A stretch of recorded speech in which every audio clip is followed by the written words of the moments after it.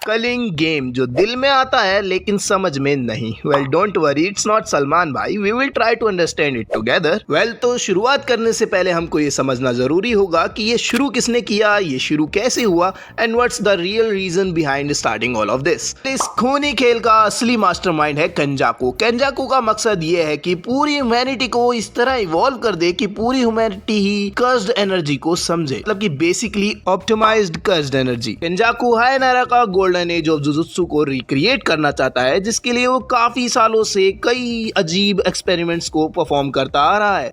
Cursed वूम, death painting, इन सब के बावजूद उसने ये एहसास किया है कि वो कुछ भी क्रिएट करता है वो खुद को सरपास कर ही नहीं पाता है। इसलिए ब्रो चेंज्ड हिज प्लान। सबसे पहले उसने लॉर्ड टेनगन का मर्जर रखवाया जिससे वो इवॉल्व कर जाए और आप सबके फेवरेट गोजो को प्रिजन रेलम में बंद करवाया। कॉज ही न्यू कि ये रहा तो कुछ नहीं होगा। और तो और गेतो का शरीर अपनाया है जिसके पास पावर है कर्स्ड स्पिरिट मैनिपुलेशन की। एंड हमने लास्ट सीजन में देखा कि उसने महितो को भी अपनी मैक्सिमम उजुमाकी से योंग कर लिया है, यानी कि कंज्यूम कर लिया है, जिससे उसके पास अब आइडियल ट्रांसफिगरेशन पावर भी है। उससे दो तरह के नॉन सॉर्सरर्स एक्टिवेट हुए हैं। पहले वो जिन्होंने कर्स ऑब्जेक्ट को खा लिया है, लाइक यूजी। केंजाकू सदियों से बाइंडिंग वाउज बनाता आया था। लाइक हायनारा के टाइम उसने सॉर्सरर्स से ये डील की थी कि फ्यूचर में उन्हें वो रीइंकार्नेट करेगा किसी की बॉडी में, लेकिन उसके बदले में तुम्हें कलिंग गेम्स में पार्ट लेना होगा। देन कर्स ऑब्जेक्ट की हेल्प से उसने ये किया। हम आगे जैसे मेगुमी को यूजी से हेल्प मांगते हुए देखते हैं अपनी बहन के केस में। दूसरे टाइप के वो लोग जिनका दिमाग तो नॉन सॉर्सरर टाइप का ही है, लेकिन डीएनए में कर्स टेक्निक इनबिल्ड होने के कारण अब वो एक्टिवेट हो गए हैं। जस्ट लाइक जैसे हमने रिमेंबर जुनपे को देखा था और अब हम हिगुरुमा को देख रहे हैं। इन सब के बाद केंजाकू का प्लान है कि वो मास्टर टेनगन के साथ ह्यूमैनिटी को मर्ज कर देगा, जिसकी हेल्प से वो ऐसे बीइंग्स को क्रिएट कर पाएगा जो सॉर्सरर से भी ऊपर होंगे, because master Tengen is the world, क्योंकि उनकी वजह से ही ये सब वॉरियर्स हैं। अब ये एक रिचुअल से होगा और उस रिचुअल को पूरा करने के लिए उसे चाहिए ढेर सारी कर्स्ड एनर्जी। वो कहां से होगा? कलिंग गेम से। जब एक सॉर्सरर दूसरे सॉर्सरर से लड़ेंगे तो उससे जो कर्स्ड एनर्जी का आउटपुट होगा डिफरेंट कॉलोनीज में,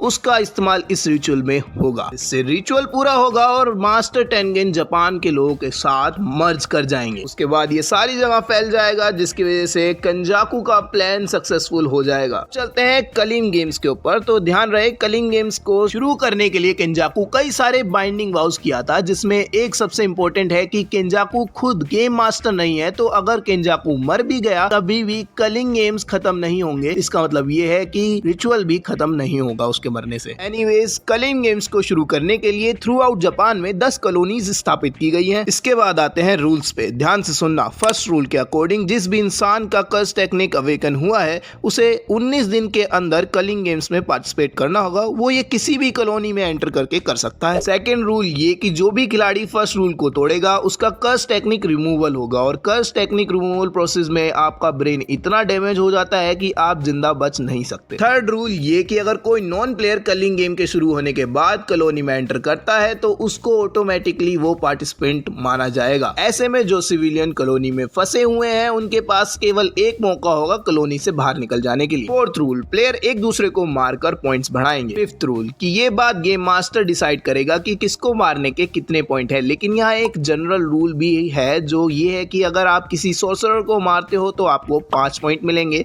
वहीं नॉन सॉर्सरर को मारने के आपको सिर्फ 1 पॉइंट मिलेगा। वैसे ही कर्स स्पिरिट को मारने के भी 5 पॉइंट मिलेंगे। सिक्स्थ रूल ये है कि अगर कोई भी प्लेयर 100 पॉइंट्स कलेक्ट कर लेता है तो वो गेम में एक नया रूल ऐड करवा सकता है गेम मास्टर से नेगोशिएट करके। ध्यान रहे, वो पुराने रूल्स में से किसी भी रूल को नहीं हटवा सकता है, और तो और उसका नया रूल किसी भी पुराने रूल से डायरेक्ट कॉन्ट्रडिक्शन नहीं करना चाहिए। गेम मास्टर तो सामने आता नहीं है, तो ये सब आपको कुगाने यानी वो शिगिगामी जो मास्टर की आवाज को कैरी कर रहा है आपको उससे ही नेगोशिएट करना होगा। इसको आप कभी भी समन कर सकते हो और गेम के बारे में जानकारी जुटा सकते हो। आगे बढ़ते हैं 7th रूल की तरफ, जो ये है कि कोई भी नया रूल जो ऐड करवाया गया है वो तभी लागू होगा जब गेम मास्टर उसकी हामी भर देंगे, यानी कि उसको ओके कर देंगे। Now 8th and last rule, ये अगर किसी भी प्लेयर का 19 दिन के अंदर पॉइंट चेंज नहीं होते हैं तो उसके भी कर्स टेक्निक रिमूवल होगी। ध्यान रहे, रूल सिर्फ ये कहता है कि पॉइंट चेंज होने चाहिए, ना कि बढ़ने ही चाहिए। तो ये हैं 8 मेन रूल्स कलिंग गेम्स के, और इसी के हिसाब से अब कत्लेआम मचेगा। तो